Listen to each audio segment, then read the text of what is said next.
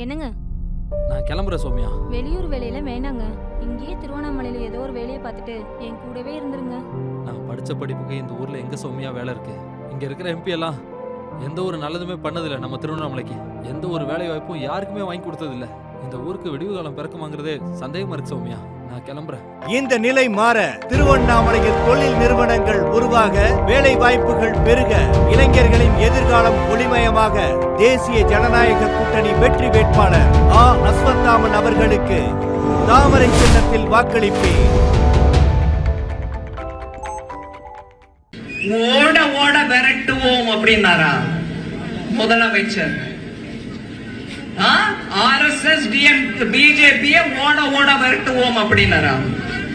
நம்ம ட்ரக் விக்கிரமங்களை போதை பொருளோட வந்த செருக்கான அந்த டிஎம்கேக்கு ஒரு ஓட்டு மூலமாக நொறுக்கிறதுக்கு நான் உங்களுக்கு எல்லாரும் இன்னைக்கு கை கூப்பி சிரம் தாழ்த்தி மரியாதையா பணிவா இங்க தஞ்சை மாவட்டத்துல தஞ்சை தொகுதியில கருப்பு முருகானந்தத்துக்கு உங்களுடைய ஓட்டை கொடுங்க.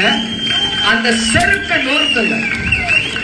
சாராயம் தண்ணி மாதிரி கொட்டது, காவிரியில தண்ணி இல்ல, ஆனா சாராயம் மாத்திரம் வீடு வீடுக்கு வந்துட்டே இருக்கு. பல பல ஆண் மகன்கள் அந்த சாராயத்துக்கு குறியாய் போய் அந்த சாராயத்தினால குடும்பங்கள் கெட்டுக்கிட்டு இருக்குன்றது நம்ம எல்லாருக்கும் தெரியும். இதே தமிழ்நாட்டில் பல வருஷங்கள் முன்னாடி கூட ஆந்திர மாநிலத்தில் நடந்த மாதிரி சாராய ஒழிப்பு இருக்கணும் அப்படின்லாம் பேசிட்டு இருந்தோம். சரி, முழுமையா ஒழிக்காட்டினா கொஞ்சம் சீர்திருத்தத்தோட வித்திருந்தா கூட பரவாயில்ல. குழாய திறந்து விட்டா எவ்வளவு தண்ணி ஒரு காலத்துல வந்துட்டு இருந்தோம், அப்படி வருது இன்னைக்கு. திராவிட முன்னேற்ற கழகம் அப்படின்னா இங்கிலீஷ்ல நம்ம எப்படி சொல்றாங்க?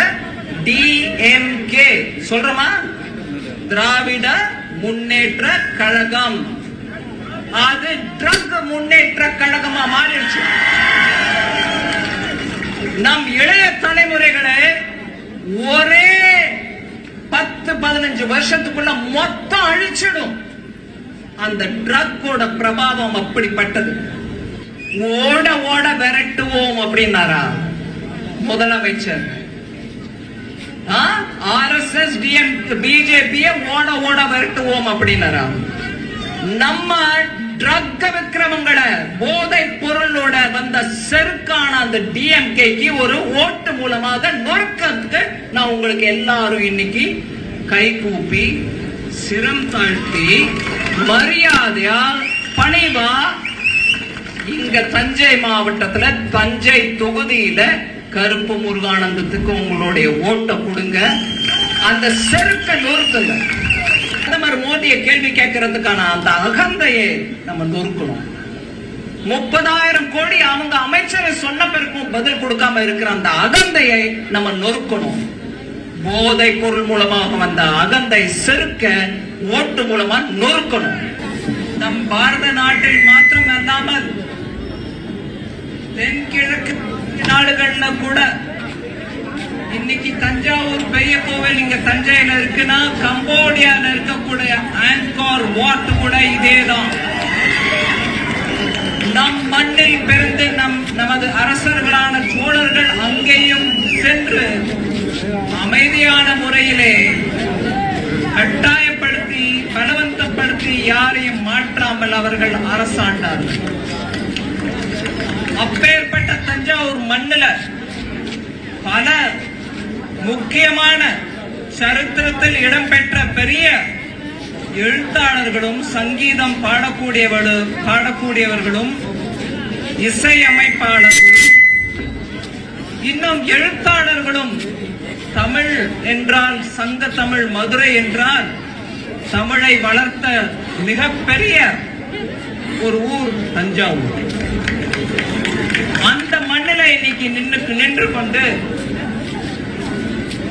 தஞ்சாவூர் என்றாலே பிஜேபியின் முதல் மனதில் வருபவர் கருப்பு. இன்று அவர் தேசிய ஐக்கிய கூட்டணியின் வேட்பாளராக இங்க இருக்கிறார். கருப்பு நாகராஜன் அவர்களுக்கு, கருப்பு முருகானந்தம் அவர்களுக்கு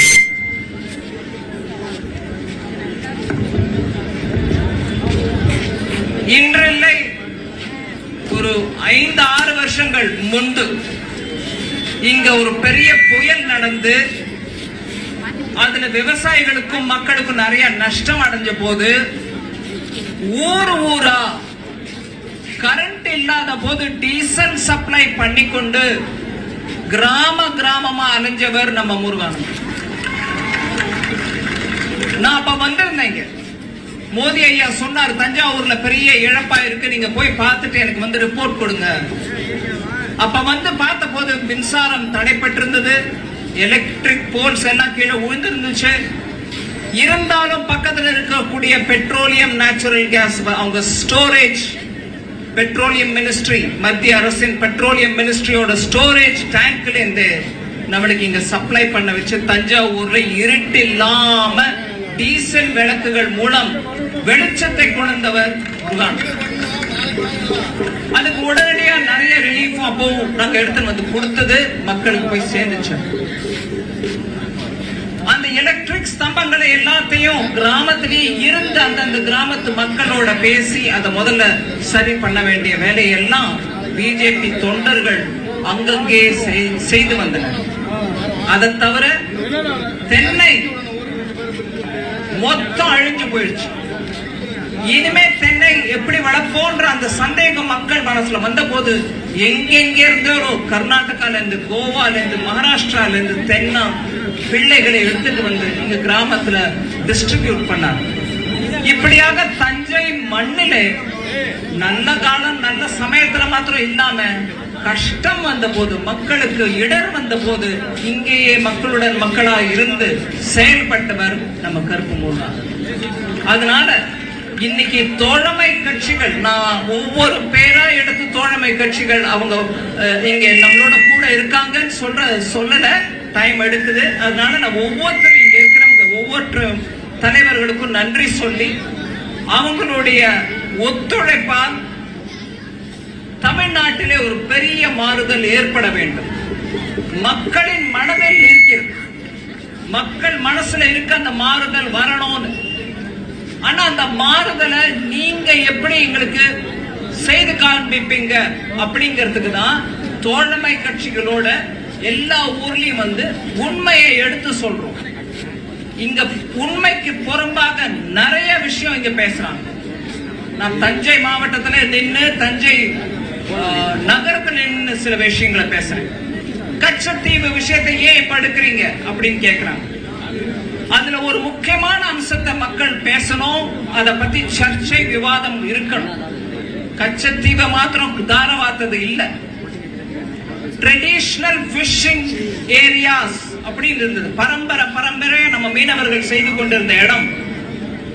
அத கூட அப்போ கச்சத்தீவை கொடுக்கும் போது அந்த ஏரியாஸையும் தாரவாத்து கொடுத்தாங்க. அதனாலதான் இன்னைக்கு வரைக்கும் மீனவ பிரச்சனை தீராம இருந்துட்டு இருக்கின்ற உண்மை எடுத்து நம்ம எல்லாரும் பேசணும். திராவிட முன்னேற்ற கழகத்தை கேள்வி கேட்கணும். நான் இந்த சந்தர்ப்பத்தில் சொல்றேன், இது இன்னைக்கு மோடி ஐயா கேள்வி கேட்கிறாரு அப்படிங்கிறது இல்லைங்க. தமிழ்நாட்டில் அசெம்பிளியில முன்னாள் முதலமைச்சர் ஜெயலலிதா அம்மா அவர்கள் அந்த கேள்வியை கேட்டிருக்காங்க, விவரமா கேட்டிருக்காங்க. அதுக்கு அப்பவும் பதில் இல்லை, இப்பவும் பதில் இல்லை. கச்சத்தீவு மாத்திரம் இல்ல, மீனவர்களுக்கு அவர்கள் பரம்பரையாக சென்று மீன் பிடித்த இடங்களை கூட இன்னைக்கு தாரவாத்து கொடுத்தாங்க. இன்னைக்கு இல்ல, அன்னைக்கு தாரவாத்து கொடுத்ததை பத்தி இன்னைக்கு வரைக்கும் பேசுறது இல்ல திராவிட முன்னேற்ற கழகம். அப்ப இருந்த முதல்வருக்கு அந்த விஷயம் தெரியும். ஆனால் ஒரு வருஷம் முன்னாடியே தெரிஞ்சாலும் கூட அதுக்கப்புறம் கையெழுத்து போடுற வரைக்கும் கூட அதை பத்திய ஒன்றும் பேசாம, ஒரு விதமான எதிர்ப்பும் தெரிவிக்காமல், தமிழ் மக்களுக்கு உண்மையை சொல்லாமல் அப்போ நடந்த அந்த விஷயம் நம்ம இன்னைக்கு எதுக்கு நம்ம ஞாபகப்படுத்துறோம்னா, கச்சத்தீவு மீனவர்கள் அவர்களுடைய பரம்பரை அதிகாரங்கள், அவங்களுக்கு இருந்த சுதந்திரங்கள், இதெல்லாம் ஒரு விஷயம். ஆனா அவங்க செய்கிற ஒவ்வொரு தமிழ் விரோத நடவடிக்கைகளுக்கு அவங்க பதிலே கொடுக்க மாட்டாங்க. நீங்க நோட்டீஸ் பண்ணி பாருங்க, நீங்க நல்ல கூர்ந்து கவனிச்சு பாருங்க. நான் இந்த கச்சத்தீவு பரம்பரை மீனவர்கள் அதிகாரங்கள் பற்றி இப்ப இது சொல்றது எதுக்கு சொல்றேன்னா, அந்த விஷயத்துல அப்பவும் உண்மையை சொல்லல, இப்பவும் உண்மையை சொல்றது இல்ல, உண்மைக்கு புறம்பா சொல்லிட்டு இருக்கான்றதுக்கு அது ஒரு மூல உதாரணம்.